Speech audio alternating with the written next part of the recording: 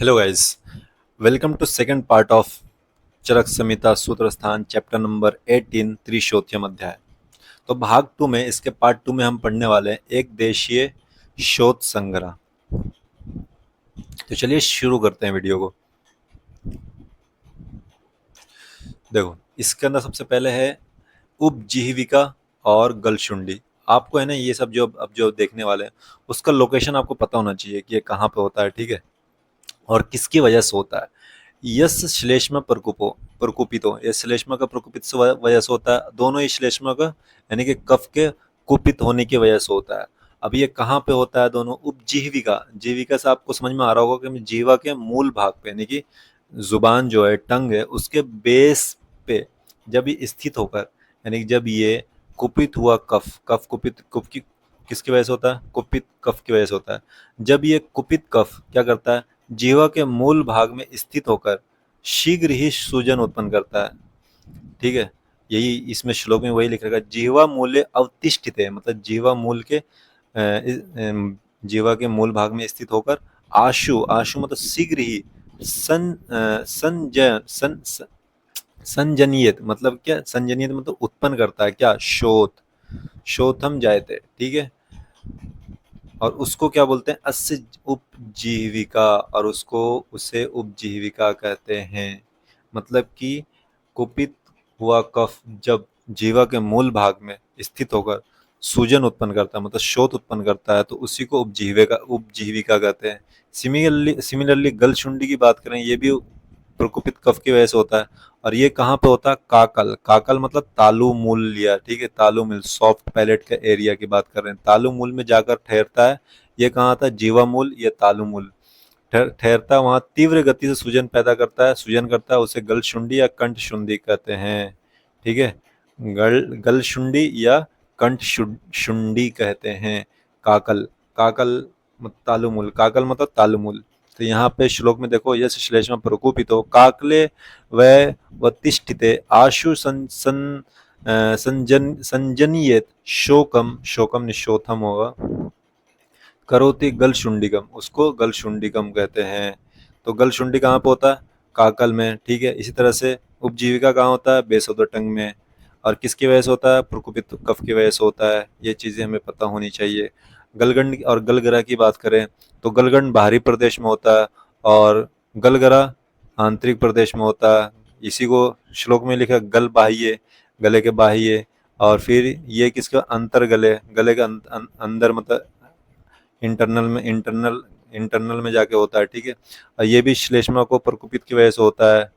और ये शनैः, शनैः देखो, गलशुंड ये बाह्य वाला, मतलब कि जिसको हम बोलने वाले हैं गलगंड, गलगंड शनैः धीरे धीरे होता है। और फिर ये गलगरा, गलगरा क्या होता है? आशु, आशु मतलब जल्दी होता है। इसी को मैंने समझा रखा है।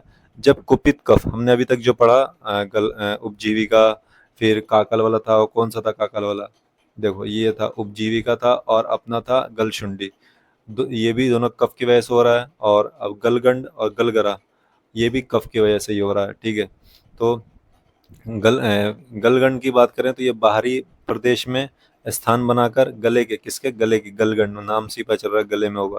और ये कहाँ होगा? गले के बाहरी प्रदेश में स्थान बनाकर धीरे धीरे सूजन उत्पन्न करता है, तो उसे गलगंड कहते हैं। सिमिलरली जब कुपित कफ गले के आंतरिक प्रदेश में, गले के बाहरी में था, गले के आंतरिक प्रदेश में जाकर स्थिर होकर वहां अत्यंत आशु, आशु मतलब शीघ्र ही सूजन पैदा करता है, तो उसे क्या कहते हैं? गलगरा कहा जाता है। तो ये दोनों में फर्क था, ठीक है। गलगंड और गलगरा में क्या फर्क है? गलगंड गले के बाहर होता है और गलगरा गले के अंदर होता है, और दोनों ही कफ कुपित होने की वजह से होता है। और इन दोनों में एक और डिफरेंस है, एक शनैः शनैः होता है, दूसरा आशु मतलब शीघ्र ही होता है। अब हम देखने वाले हैं पित्त कुपित होने की वजह से जो स्वेलिंग होती है। देखो, यस पित्तम प्रकोपितम, पित्तम प्रकोपितम, यहाँ पे स रक्त त्वची सब सरपति, त्वची रक्ते अवतिष्ठते, मतलब इसके कहने का मतलब है, विसर्ग की पहले बात कर लेते हैं। जब कुपित जब प्रकोपित पित्त क्या करता है? रक्त के साथ मिलकर, देखो पित्त प्रकोपित होया हुआ है, ठीक है। अब पित्त क्या करने वाला? रक्त के साथ मिलकर त्वचा में यानी कि स्किन में तेजी से फैलता है। सरपति मतलब फैलता है, यहाँ पे था ना सरपति। कौन फैलता है? पित्त, जब पित्त प्रकोपित हो जाता है तो रक्त के साथ मिलकर त्वचा में तेजी के साथ फैलता है और लाल रंग की, यहाँ पे साराग, साराग मतलब लाल रंग की तीव्र तीव्र सूजन उपजाता है, मतलब सूजन पैदा करता है, उसे विसर्प कहते हैं। यहाँ पे विसर्प पहले ये पता होना चाहिए, विसर्प किसकी वजह से होता है? प्रकोपित पित्त की वजह से। और ये पित्त क्या करता है? रक्त के साथ मिलकर त्वचा में तेजी से फैलता है और लाल रंग की तीव्र सूजन पैदा करता है, जिसे विसर्प कहते हैं। इसकी मुख्य विशेषता क्या है? इसको लगातार फैलते जाना है, ये लगातार फैलता रहता है, ठीक है। इसकी मुख्य विशेषता है ये विसर्प की। विसर्प मतलब फैलना ही होता देखा जाए तो। पीड़िका की बात करें, इसके जस्ट अपोजिट होने वाला, ये भी क्या होगा? पित्त के प्रकोपित होने की वजह से होगा। और ये क्या होगा? त्वचा और रक्त में एक ही जगह पर ये क्या हो फैलता है, देखो ये लगातार फैलता है, लेकिन इसमें एक ही जगह पर स्थिर होकर क्या करेगा? लालिमा युक्त स्थानिक सूजन पैदा कर, ये भी लालिमा, ये भी लाल रंग का था, ठीक है, दोनों लालिमा। सारागम दोनों का सेम है, सारागम जन ये तो पैदा करता है पीड़िका, तत्सुभ जाए तो उसको पीड़िका कहते हैं। और ये, लेकिन इसकी इन दोनों की डिफरेंस ये है कि एक लगातार फैलता रहता है और एक क्या होता है? स्थिर रहता है, ठीक है, स्थिर होकर रहता है। ये दोनों में डिफरेंस था और दोनों ही पित्त प्रकोपित की वजह से होता है। तो इसी में चक्रपाणि के अंतर सूत्र में देखें, विसर्प और पीड़िका दोनों के कारण समान है। कौन कौन है? पित्त प्रकोपित होता है और वो रक्त के साथ मिलकर तेजी से क्या कहते हैं, रक्त के साथ मिलकर त्वचा में तेजी से फैलता है, ठीक है। तो सर्पति जो फैलता है वो विसर्प हो गया, जो नहीं फैलता है वो कौन सा हो जाएगा? पीड़िका हो जाएगा, ठीक है। परंतु विसर्प में क्या होता है? पित्त और रक्त होते हैं, कारण समान क्या होता है? पित्त और रक्त होते हैं, ठीक है। परंतु विसर्प में, जो ये इसकी बात हो रही है, विसर्प में दोष क्या होता है? सर्पनशील, यानी फैलने वाले होते हैं। और पीड़िका में दोष क्या होते हैं? स्थिर होते हैं। यही दोनों डिफरेंस है, यही बता रहा है। विसर्प में दोष फैलने वाले होते हैं और पीड़िका में दोष स्थिर होते हैं, बस यही अंतर इन दोनों में। समझ में आ रहा है? मतलब कहने का मतलब है दोनों ही पित्त प्रकोपित की वजह से होता है, लेकिन एक फैलने वाला होता है, एक स्थिर होता है, ठीक है, बस याद रखना। तिलक तिलक पिपलू और व्यंग, तिलक पिपलू व्यंग तथा नीलिका के बारे में बात करने वाले हैं। जब त्वचा में यानी कि स्किन में कुपित हुआ पित्त, ये भी पित्त की वजह से होता है, रक्त धातु के साथ मिलकर, पित्त रक्त धातु के साथ मिलकर क्या कर रहा है? ये भी रक्त धातु के साथ मिलकर त्वचा पर ही सूख जाता है, शुष्यति, ये इसकी बात हो रही है। त्वचा पर ही क्या हो रहा है? कौन सूख रहा है? पित्त, पित्त की बात हो रही है। पित्त जब प्रकुपित होता है तो रक्त के साथ मिलता है, ठीक है, रक्त के साथ मिलके क्या होता है? त्वचा पर क्या होता है? सूख जाता है, ये त्वचा पर सूख जाता है, तो उससे शुद्ध रोग उत्पन्न करते हैं। तो ये क्या करता है? जब सूख जाता है तो ये शुद्ध रोग उत्पन्न होते हैं। यद्यपि हालांकि ये चार, किसकी बात हो रही है? तिलक, पिपलू, व्यंग और नीलिका की। ये चार बड़े स्रोत नहीं है, ऐसा नहीं कि बड़े बड़े दिखेंगे, स्वेल सूजन सूजन सूज सूज क्या बोलते हैं, सूजे हुए दिखेंगे बड़े बड़े, ऐसा कुछ नहीं है। फिर भी क्या होता है? सूक्ष्म उत्सेद के कारण, लेकिन फिर भी कुछ ना कुछ तो स्वेलिंग होती है। इन्हें शोध संग्रह में रखा गया है, यानी बहुत बड़े उभार नहीं आते इसके अंदर, लेकिन फिर भी इसमें उत्सेद आते हैं, स्वेलिंग आती है। तो इसमें समझ आया? तिलक, पिपलू, व्यंग, नीलिका में क्या होता है? इसमें भी पित्त प्रकोपित होता है और पित्त रक्त धातु के साथ मिलकर त्वचा पर जाकर सूख जाता है और जिससे शुद्ध रोग उत्पन्न होते हैं। मतलब ये सारे तिलक, पिपलू, व्यंग, नीलिका, और ये इतने बड़े उभार वाले नहीं होते हैं कि आपको क्लियर दिख जाएंगे, बहुत सूक्ष्म उत्सेद होता है इसके अंदर। तो तिलक की बात करें, मतलब तिलक को मोल से कंपेयर कर सकते हैं, काले तिल के समान दर्द रहित स्थिर बिंदु जो होता है, इसमें दर्द वर्द नहीं होता। पिपलू की बात करें तो कफज, रक्तज, जन्मजात हल्के लाल काले धब्बे जो होते हैं उससे पिपलू बोलते हैं। व्यंग की बात करें तो क्रोध शर्म से मुख पर आए पतले काले शव मंडल मंडल को बोलते हैं व्यंग। नीलिका मुख से भिन्न पूरे शरीर पर फैलने वाले नीले काले मंडल को बोलते हैं नीलिका, यानी कि मुख पे नहीं, मुख से अलग, मुख के छोड़कर पूरे शरीर पे फैलने वाले जो नीले काले मंडल होते हैं उसे बोलते हैं नीलिका। और जो कहाँ पे? मुख पर, ये सिर्फ क्या है? ये है मुख पर आए पतले काले शव मंडल को बोलते हैं व्यंग। और यहाँ हम नीलिका मतलब पूरे शरीर पर, मुख को छोड़ के। पिपलू मतलब वही जन्मजात हल्के लाल काले धब्बे। और मोल तो आपको पता ही है क्या होता है, तिल जिसको बोलते हैं, और दर्द रहित होता है, ये बिंदु इसी एक ही जगह पे होता है, इसी की बात कर रहे हैं ये। तो आगे चलते हैं हम, अब हम देखते हैं शंखक एवं कर्णमूलिक शोथ के बारे में बात करते हैं। शंखक, आपको नाम से शंख पता चल गया होगा, टेम्पोरल मतलब कनपट्टी की बात हो रही है। जब प्रकुपित पित्त, ये भी पित्त की वजह से होता है, दोनों कनपट्टियां मतलब शंख प्रदेश में ठहर कर, प्रकुपित पित्त कहाँ ठहरता है, दोनों कनपट्टियों में ठहर कर भयानक सूजन करता है, तो उसे शंखक कहते हैं। अब मारक क्षमता की बात करें, सिद्धि स्थान हम में पढ़ेंगे, अभी सेकंड प्रॉप में तो नहीं है। सिद्धि स्थान के अनुसार यह अत्यंत प्राणघाती है, मतलब कि प्राण घातक होता है, इससे प्राण जा सकते हैं। 3 दिन के भीतर, इसी को बोला गया त्रिरात्र जीवितम हंति, त्रिरात्रा जीवितम हंति, यानी 3 रात के भीतर मृत्यु का कारण बन सकता है। कौन? शंखक की बात हो रही है। इसमें आग जैसी तीव्र जलन होती है, क्योंकि ये पित्त प्रकुपित से होता है और दोनों शंख प्रदेश, दोनों कनपट्टियों में भयानक सूजन उत्पन्न करता है, और ये बताते हैं कि 3 दिन के भीतर मृत्यु का कारण बन सकता है। इसी तरह से कर्ण मूलिक, कर्ण मतलब कान, मूलिक मतलब उसके मूल, बेस की बात हो रही है।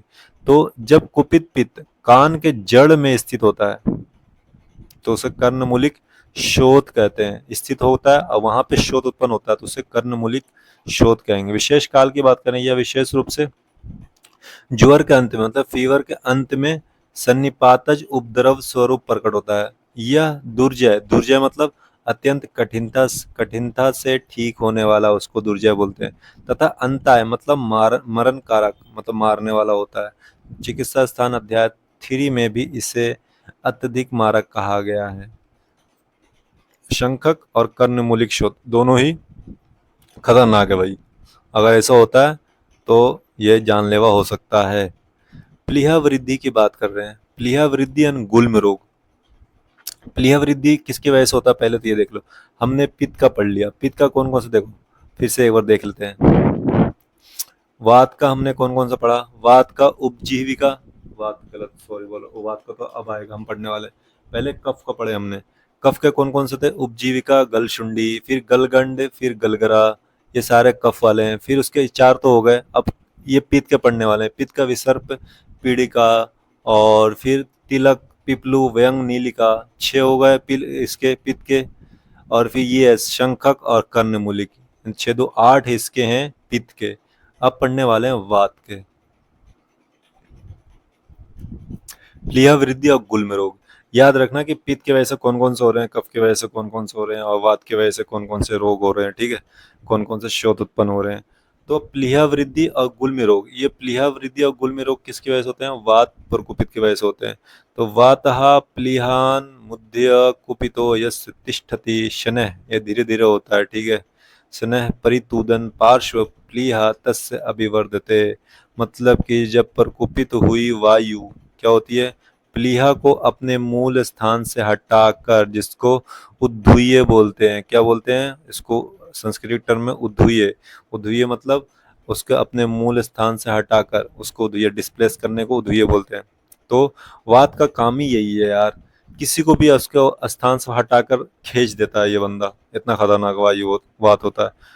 तो इसमें भी वही काम कर रहा है ये। हमने आश्यापकर्ष में पढ़ा था कि जब वात जब ज़्यादा बढ़ा हुआ होता है और पित्त क्षीण होता है या कफ नॉर्मल होता है तो कफ को उठा के हर जगह लेके चला जाता है। इसी तरह से यहाँ पे भी अब देखो प्लीहा को भी नहीं छोड़ रहा ये बंदा, प्लीहा को भी उठा के देखो हटाकर स्थित होती है। देखो प्लीहा प्रकोपित हुई वायु प्लीहा को अपने मूल स्थान से हटाकर मूल स्थान से स्थित होती है, तब रोगी के मूल स्थान से हटाकर तब रोगी के वाम पार्श्व में, मतलब कि left side of the abdomen, वाम मतलब होता है लेफ्ट, ठीक है, और दक्षिण मतलब होता है राइट।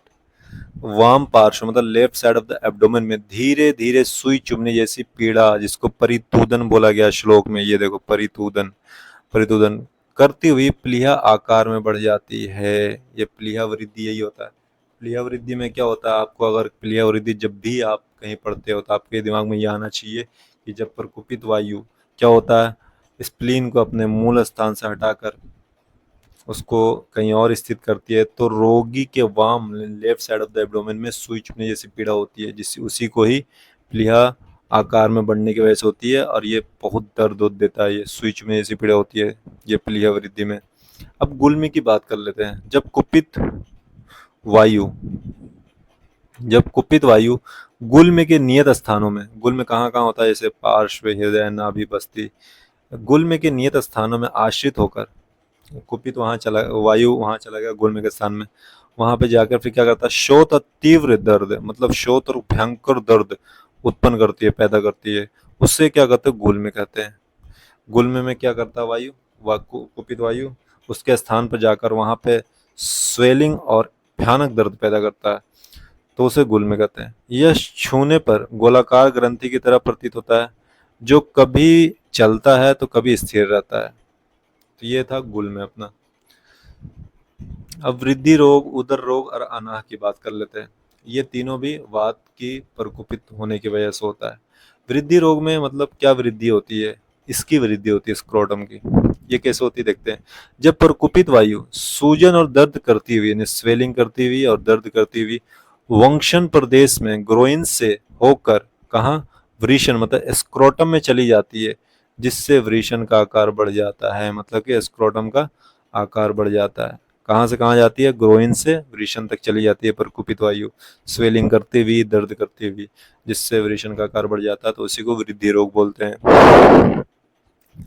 उदर रोग की बात करें तो उदर रोग में इसको साइटिका से हम कंपेयर कर सकते हैं, साइटिका को सॉरी असाइट से, ठीक है। तो जब प्रकुपित वायु क्या होती है, त्वचा और मांस के बीच, जिसको हम त्वक मांसांतरम बोलते हैं, यह संस्कृत टर्म है, ठीक है। त्वक मांसांतरम मतलब त्वक और मांस के बीच आश्रित होकर, कौन, प्रकुपित वायु किसके बीच में है, त्वक और मांस के बीच में ठहर कर कुक्षि में व्यापक शोथ उत्पन्न करता है, मतलब पेट में स्वेलिंग उत्पन्न करता है, तो उसे उदर रोग कहते हैं।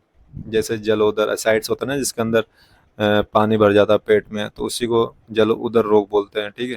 त्वचा और मांस के बीच में कुपित वायु प्रकुपित होकर शोथ उत्पन्न करता है। अनाह की बात करें, पेट फूलना, ठीक है, सीवियर कॉन्स्टिपेशन की वजह से होता है, फ्लैचुलेंस। जब प्रकुपित वायु क्या होता है, कुक्षी को घेर कर, यानी पेड़ को घेर कर रुक जाती है, वहीं पे रुक जाती है, और ना ऊपर जाती है और ना नीचे जाती है, यानी ना अपान वायु के थ्रू निकल पाती है, न ऊपर उद्गार में रूप में निकल पाती है।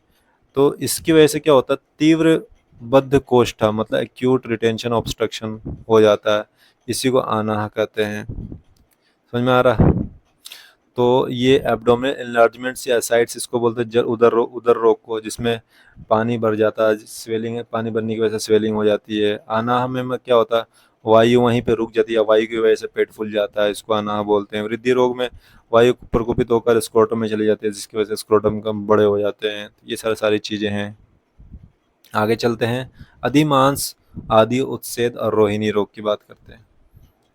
उत्सेद सामान्य, उत्सेद मतलब स्वेलिंग होती है, ठीक है। अधिमांस, अर्बुद, अर्श, शिलीपद एलिफेंटियासिस, गंडमाला आदि के नाम और रूप भिन्न हैं।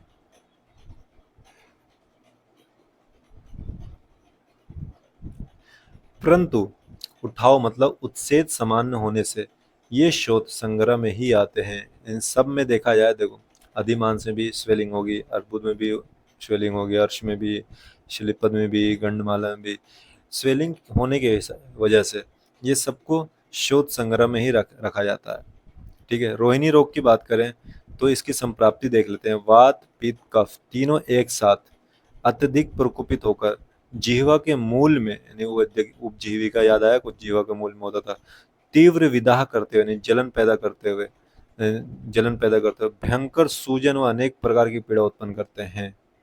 ये संप्राप्ति रोहिणी रोग और उपजीविका में कंफ्यूज मत होना। उपजीविका में क्या था, उसमें सिर्फ सूजन पैदा कर, इसमें विदाह उत्पन्न करते हुए, जलन उत्पन्न पैदा करते हुए सूजन उत्पन्न पैदा कर रहा है, ठीक है। और इसमें वात, पित्त, कफ तीनों एक साथ प्रकोपित हो जाते हैं। असाध्यता की बात करें, यह अत्यंत शीघ्रकारी, यानी कि शीघ्रकारी मतलब एक्यूट इन्फेक्शियस रोग होता है। बिना चिकित्सा के रोगी की परम आयु केवल 3 दिन होती है, सिर्फ 3 दिन वो जिंदा रह पाता है रोहिणी रोग में। यदि कुशल चिकित्सक तुरंत चिकित्सा करे तो ही रोगी सुखी होता है, अदरवाइज वो मर जाता है, 3 दिन के अंदर में मर सकता है। इसे डिप्थेरिया से समीकृत किया जाता है, ठीक है। आगे चलें। व्याधि के 4 भेद देखने वाले हैं, कौन कौन से होते हैं। व्याधि को आचार्य ने रोगों के साध्य और असाध्य के आधार पर पुनः मृदु दारुण भेद से 4 श्रेणियों में विभक्त किया है। वो कौन कौन से, साध्य में 2 आते हैं, सुख साध्य, कृत साध्य, जिसको मृदु और दारुण बोलते हैं, मृदु दारुण। असाध्य में भी दो आ गए, याप्य और प्रत्याख्याय या अनुपक्रम। आपको फर्स्ट प्रॉप में आपने पढ़ा होगा, सुख साध्य, कृत साध्य, याप्य और अनुपकरण क्या होता है। सुख साध्य मतलब जो बिना विशेष प्रयास या सामान्य पथ्य पालन से भी निश्चित ठीक हो जाते हैं, मतलब इतनी मेहनत नहीं करनी पड़ती है और वो ठीक हो जाते हैं। कृच साध्य मतलब जैसे रोहिणी के 3 दिन के अंदर में मौत हो सकती है अगर ट्रीट नहीं हुआ तो। जो सही समय पर उचित चिकित्सा न मिलना या मिथ्या आहार विहार से रोगी को मार डालते हैं। ठीक है, सही से अगर देखो इतना, मतलब कि जैसे रोहिणी का एग्जांपल ले लो, अगर उसका सही सही टाइम पे इलाज हो गया तो बच जाएगा, नहीं 3 दिन के बाद अगर इलाज हुआ तो मर जाएगा 3 दिन के अंदर में। तो अगर वही सही समय पर चिकित्सा नहीं मिलने की वजह से या मिथ्या आहार विहार की वजह से रोगी रोगी मर जाते हैं, परंतु यत्न पूर्वक चिकित्सा से ठीक हो सकते हैं। ठीक है। असाध्य में याप पे आता है, एक अनुपक्रम आता है, अनुपक्रम को प्रत्याख्याय भी बोलते हैं। तो याप में क्या होता है, जब तक चिकित्सा की जाए, जब तक चिकित्सा चल रही है तब तक लाभ रहता है, छोड़ने पर रोग पुनः बढ़ जाता है। जैसे खंबे के सहारे टिकी गिरती छत, उदात्मक श्वास, यह यात्राकार होता है, लाइफ प्रोलॉन्गिंग होता है, जब तक लाइफ है तब तक वो चलता रहेगा इलाज। लेकिन प्रत्याख्याय या अनुपक्रम की बात करें, जिनमें उत्तम चिकित्सा भी निष्फल होती है, यानी कि इसमें कोई, बोलते हैं ना, इसका कोई इलाज ही नहीं है, वही प्रत्याख्याय या अनुपक्रम हो जाता है। विद्वान वैद्य को इसकी घोषणा करके ही हाथ लगाना चाहिए, यानी कि उनको पता, उनको बोलना चाहिए कि ये काम नहीं करने वाला, इसका कोई मतलब कि खत्म है, इसका ट्रीट हो ही नहीं सकता। तो इस तरह के 4 श्रेणियों में रोग को बांटा गया है। ठीक है, व्याधि के 4 विध बताए हैं, सुख साध, कृत साध, याप्य और अनुपकरण। तो इसको आप ऐसे, इसके श्लोक चाहे तो याद रख सकते हो, नहीं तो फिर ये काफ़ी ये समझ पता होना चाहिए कि ये क्या क्या होता है। सुख साध्य में बिना प्रयास के, बिना विशेष प्रयास के सामान्य पथ्य पालन से भी सही हो जाता है। कृत साध्य में थोड़ी सी मेहनत करनी पड़ती है, यत्न पूर्वक सही होता है। मृदु में, याप में तो दवाई जब तक लो तब तक सही है, छोड़ो वैसे ही फिर हो जाता है। तो अब चलते हैं हम, अपना होने वाला है सेकंड लास्ट टॉपिक शायद है ये, असंख्य व्याधियां एवं नैदानिक त्रित्व की बात करने वाले। असंख्य रोग होने के कारण बता रहे हैं कि असंख्य रोग क्यों होते हैं। यदि मूल व्याधियां 4 या 7 प्रकार की होती है, हमने ये पढ़ा कि 4 प्रकार की होती है, सुख साध्य, कृत साध्य, याप्य, अनुपकरण, या फिर 7 प्रकार की होती है, किंतु वे निम्नलिखित 6 कारणों के भेद से, 6 कारणों को कौन कौन से पहले ये देख लेते हैं। ये है रुजा, वर्ण, समुत्थान, निदान या कारण की बात हो रही, स्थान मतलब धातु आशय सबकी, संस्थान आकृति लक्षण की, और नाम के भेद से 6, ये सब 6 भेदों के कारण ये जो रोग होते हैं असंख्य होते हैं, अपरिसंख्य होते हैं। देख रहे हो, 6 कारणों की वजह से ये रोग असंख्य बन जाते हैं। कौन कौन से हैं? रुजा मतलब पीड़ा होना, और वर्ण कलर, समुत्थान मतलब निदान क्या कारण की वजह से, स्थान मतलब धातु आशय कहाँ है, संस्थान मतलब उसके लक्षण क्या है, नाम। इन 6 कारणों की वजह से रोग असंख्य हो जाते हैं, अतः केवल स्थूल रूप से इनका वर्गीकरण किया जाता है। प्राकृतिक सामान्य की बात करें तो रोगों का वर्गीकरण चिकित्सा व्यवहार को सुगम बनाने के लिए स्थूल रूप में संग्रहित किया गया है। वैसे देखा जाए तो चिकित्सा 6 कारणों की वजह से असंख्य होते हैं। रोगों के नामकरण में अज्ञानता पर लज्जा का निषेध। ये बोलते हैं आचार्य चरक कि यदि कोई चिकित्सक किसी विशिष्ट या नए रोग का निश्चित नामकरण करने में असमर्थ रहा, मतलब कि वो विफल रहा, उसका नामकरण नहीं कर पाया, वो डिजीज का नाम नहीं दे पाया, वो क्या मतलब कौन सी डिजीज है, तो उसे कभी भी लज्जित नहीं होना चाहिए, यानी कि उसे कभी लज्जा नहीं होना चाहिए कि यार मुझे नहीं आ रहा। इसका वैज्ञानिक कारण बताते हैं कि संसार के सभी विकारों का नाम निश्चित रूप से विद्यमान है हो, ऐसा ध्रुव नियम नहीं है, क्योंकि वही कुपित दोष कारण की भिन्नता से क्या होता है, अलग अलग स्थानों स्रोतों से जाने सैकड़ों प्रकार के भिन्न भिन्न रोगों को जन्म देता है। चिकित्सा दोषों के आधार पर होती है, नाम पर नहीं।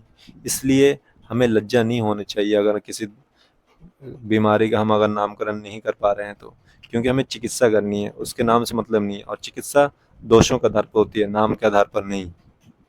तो ये हमें आचार्य चरक बताते हैं। यहाँ पे सफल चिकित्सा के 3 आधार स्तंभ की बात करें आचार्य चरक ने, थेराप्यूटिक ट्रायड्स, वो कौन कौन से, विकार प्रकृति, अधिष्ठान अंतर और समुत्थान विशेष।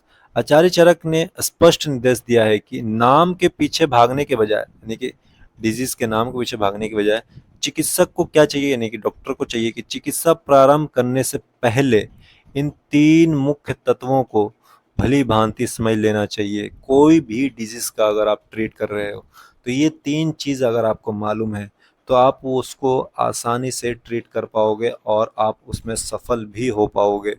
वो कौन चीज, वो 3 चीज, विकार विकृति, मतलब विकार मतलब रोग, सॉरी विकार प्रकृति, विकार मतलब रोग, प्रकृति मतलब उसका नेचर। रोग की नेचर के बारे में जानना है कि रोग में कौन से दोष किस अंश से कुपित हो, ये पता हो ना।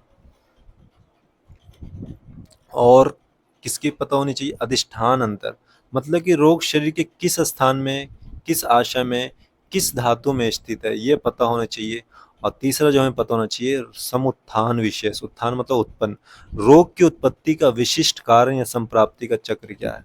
ये 3 चीज, विकार प्रकृति, अधिष्ठान अंतर और समुत्थान विशेष, ये 3 चीज मालूम जो जिस वैद्य को स्त्रीत्व को जानकर ज्ञान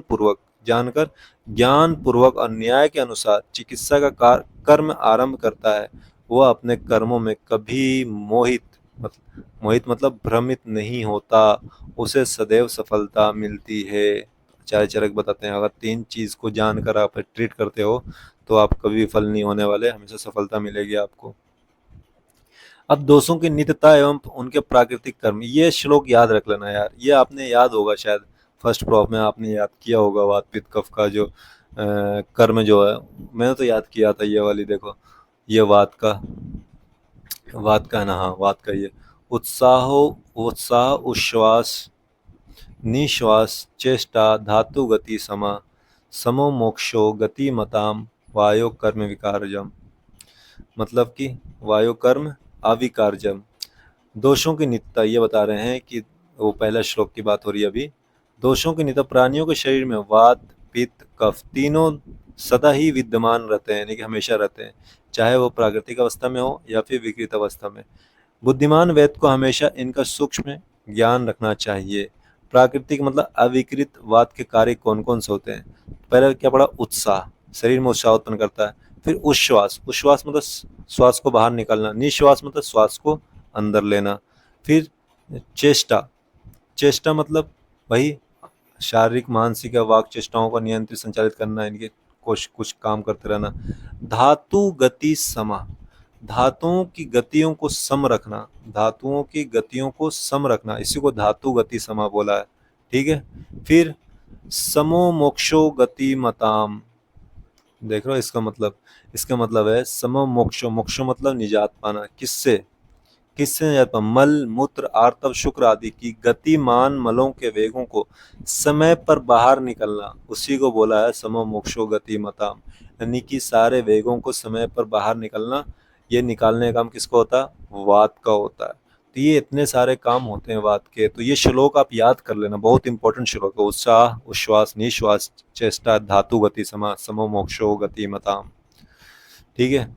इसी तरह से हम क्या देखने वाले हैं, पित्त के देखने वाले हैं स्वाभाविक कार्य, ये भी याद कर लेना। दर्शनम पक्ति उष्मा च शुतृष्णा देह मार्दवम प्रभा प्रसादो मेधश्च पित्त कर्म अविकारजम। फिर इसी तरह से श्लेष्मा की बात करें, कफ की बात करें, स्नेहो बंध होगा ये, स्नेहो बंध स्थिरत्वम च गौरवम गौरवम रिश्ता बलम क्षमा धृति लोभ लोभ होगा ये, क्षमा क्षमा धृति लोभश्चा कफ कर्म अविकारजम, मतलब कि दर्शनम मतलब क्या होता है, देखने में हेल्प करना, आंखों की देखने की शक्ति, ये पित्त की बात हो रही है। पक्ति मतलब भोजन का पाचन में। शुद्ध तृष्णा मतलब किसकी बात हो रही है, भूख प्यास की बात हो रही है, ठीक है, भूख प्यास लगना।